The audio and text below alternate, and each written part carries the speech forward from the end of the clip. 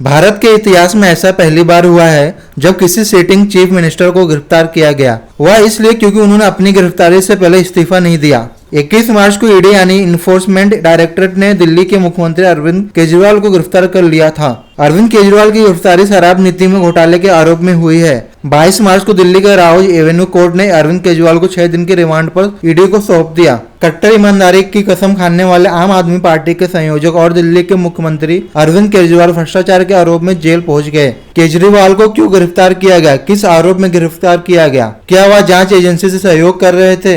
क्या वह जांच एजेंसी से सहयोग नहीं कर रहे थे? केजरीवाल के अलावा इस मामले में कौन कौन जेल में है? इस पूरे मामले में कांग्रेस का क्या रुख है? कई ऐसे सवाल है जिनके जवाब बाहर आना जरूरी है। दोस्तों, इन सभी सवालों का जवाब आज हम आपको इस वीडियो में बताएंगे, लेकिन उससे पहले आप इस वीडियो को लाइक करके चैनल को सब्सक्राइब कर लेना। दिल्ली का शराब नीति घोटाला कोई आज की बात नहीं है। दरअसल नवंबर 2021 में अरविंद केजरीवाल की दिल्ली सरकार ने नई एक्साइज पॉलिसी लागू की थी।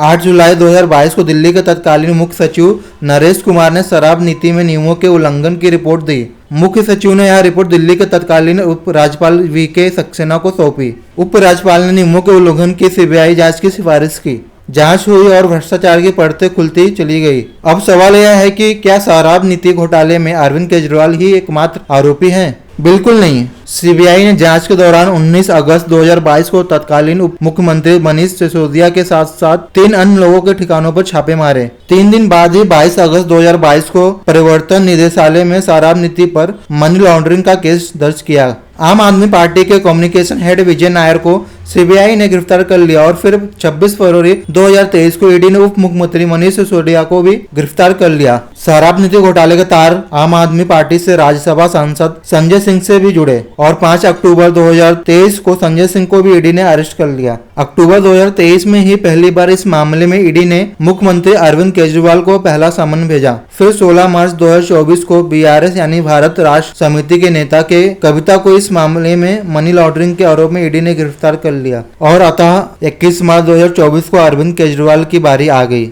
ऐसा बिल्कुल भी नहीं कि अरविंद केजरीवाल को अचानक गिरफ्तार किया गया। दिल्ली के शराब नीति घोटाले की जांच के दौरान जिन नेताओं और ऑपरेटर्स का नाम आया उनके खिलाफ कार्रवाई की गई। एक और सवाल यह है कि अरविंद केजरीवाल ने इस मामले में जांच एजेंसियों के अधिकारियों के साथ सहयोग किया। तो जवाब है कि ईडी ने केजरीवाल के खिलाफ कुल 9 समन भेजे, लेकिन वह एक भी ईडी के सामने पेश नहीं हुए और फिर हुआ वही जो कानूनन होना था। दिल्ली हाई कोर्ट ने उन्हें गिरफ्तारी से सुरक्षा दे देने से इनकार कर दिया। 21 मार्च को परिवर्तन निदेशालय की टीम ने उनके घर पर पहली तलाशी ली, पूछताछ की और फिर उन्हें गिरफ्तार कर लिया। सीएम केजरीवाल अगर बेदाग थे और अपनी बेगुनाही पर उन्हें यकीन था तो उन्होंने ईडी के अधिकारियों के साथ सहयोग क्यों नहीं किया? और ऐसा भी नहीं है कि इस केस में अरविंद केजरीवाल ही जेल पहुंचे। अगला सवाल, क्या अरविंद केजरीवाल के अलावा बाकी आरोपी जेल से बाहर हैं? नहीं, इस मामले में बीआरएस के नेता के कविता जेल में है। उनकी रिमांड भी बढ़ा दी गई है। आम आदमी पार्टी के नेता संजय सिंह जेल में है। फरवरी में जमानत की कोशिश की गई थी, लेकिन दिल्ली हाई कोर्ट ने 7 फरवरी को यह कहते हुए जमानत देने से इनकार कर दिया कि जमानत के लिए कोई आधार नहीं है। दिल्ली सरकार के एक और पूर्व मंत्री सत्येंद्र जैन भी जेल में है। सुप्रीम कोर्ट ने 18 मार्च 2024 को दिल्ली हाई कोर्ट द्वारा खारिज उनकी जमानत याचिका को भी सही करार दिया। सुप्रीम कोर्ट ने जमानत देने से इनकार करते हुए कहा कि पहली नजर में उन्हें दोषी ठहराने के लिए पर्याप्त सबूत है। दिल्ली के पूर्व उप मुख्यमंत्री मनीष सिसोदिया भी जेल में है। सीबीआई कोर्ट ने उनके खिलाफ पर्याप्त साक्ष्यों का हवाला देते हुए जमानत याचिका खारिज कर दी थी। अपने आदेश में स्पेशल सीबीआई जज एम के नागपाल ने कहा था कि सिसोदिया ने आपराधिक साजिश में सबसे अहम भूमिका निभाई और कहा कि वह शराबी नीति को बनाने और लागू करने में शामिल थे। दिल्ली हाई कोर्ट के जज दिनेश कुमार शर्मा ने यह कहते हुए जमानत देने से इनकार कर दिया कि आरोपी बहुत गंभीर प्रकृति का है। अक्टूबर 2023 में सुप्रीम कोर्ट के जस्टिस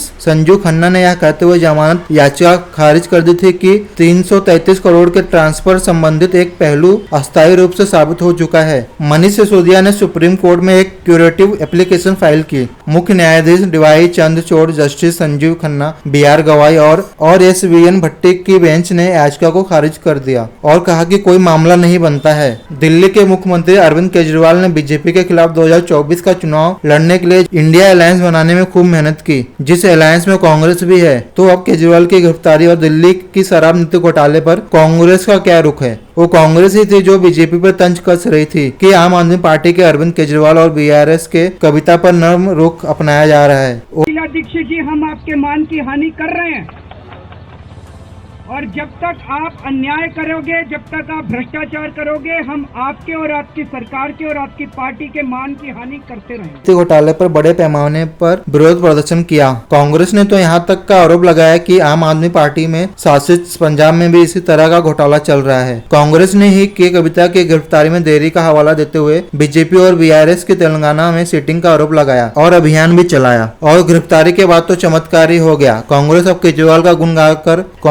केजरीवाल का गुणगान कर रही है, जबकि यह वही केजरीवाल है जिन्होंने कांग्रेस की शीला दीक्षित के खिलाफ बेहद गंभीर आरोप लगाए थे। यहाँ तक कि पानी टैंकर घोटाले सहित कई घोटालों में उनकी गिरफ्तारी की मांग भी की थी। इस पूरे मामले का राजनीतिक प्रभाव क्या होगा? कट्टर ईमानदारी का उपदेश देने से लेकर कट्टर भ्रष्टाचार के आरोपों को पार्टी में बनने तक अरविंद केजरीवाल की आम आदमी पार्टी ने एक लंबा सफर तय किया है। इसका जन्म भले ही व्यवस्था को बदलने के लिए हुआ था, लेकिन अब उस पर एक सड़ी हुई व्यवस्था का अवतार बनने का आरोप लग रहा है। करीब पिछले 11 साल में अरविंद केजरीवाल अपने पसंदीदा सिद्धांत यूटर्न पर ही काम करते रहे। जब अन्ना हजारे के साथ थे तब कहते थे कि आरोप लगे तो पहले इस्तीफा और फिर जांच। उसी आम आदमी पार्टी का आज सिद्धांत है कि ना इस्तीफा देंगे और ना जांच में सहयोग करेंगे। दिल्ली की जनता ने केजरीवाल जी को पाठशाला बनाने के लिए चुना, लेकिन आज वह मधुशाला बनाने के घोटाले के आरोप में जेल में है। आम आदमी पार्टी कहती है कि ईडी और सीबीआई का दुरुपयोग किया गया है, लेकिन छत्तीसगढ़ में वही आम आदमी पार्टी चाहती थी कि वह ईडी घोटालों के लिए कांग्रेस के भूपेश बघेल को गिरफ्तार करे। पंजाब में उसी आम आदमी पार्टी की सरकार ने सुखपाल सिंह खेरा को ईडी की गिरफ्तारी से बचाया। अब इस मामले में जमकर एक्सपर्ट पोस्ट कर रहे हैं। केजरीवाल की पार्टी का तो यह भी कहना है कि प्रधानमंत्री नरेंद्र मोदी आम आदमी पार्टी के लोकप्रियता से भयभीत है। तो आइए इनकी इस दलील का भी पोस्टमार्टम कर लेते हैं। 2014 और 2019 के लोकसभा चुनाव में आम आदमी पार्टी को